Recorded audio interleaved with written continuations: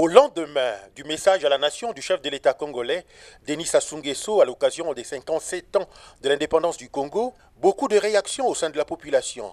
Et cela a suscité également des idées et des prises de position de tout genre, énoncées pour certaines par d'éminents cadres des formations politiques, tant de la majorité présidentielle que de l'opposition. Elles concernent la situation d'insécurité qui prévaut dans les départements du Poul, qui paralyse le chemin de fer Congo-Océan, l'épine dorsale de l'économie congolaise, et le programme de redressement économique qui sera conclu dans les tout prochains jours avec le Fonds monétaire international. Que c'est un message porteur d'espoir. Les Congolais avaient besoin que le président s'ouvre à eux, qu'il leur dise exactement ce qui se passe dans le pays, la situation économique et la situation politique du pays. Je suis douanier, mais j'ai constaté que depuis que la situation du Poul en baisse, nous on reçoit moins de conteneurs.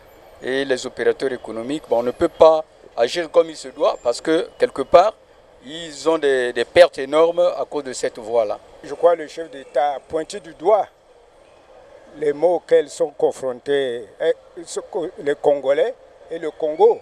La conclusion des programmes avec le Fonds monétaire international, chacun y va de son avis.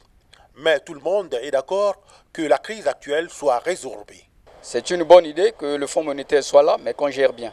Nous avons un président de la République qui veut sauver le pays. Allons avec lui. On va voir ce que ça va donner. Mais le FMI a des règles qu'il faut respecter. Les exigences du FMI, c'est la stabilité politique. Les exigences du FMI, c'est la stabilité économique. Les exigences du FMI, c'est la stabilité sociale.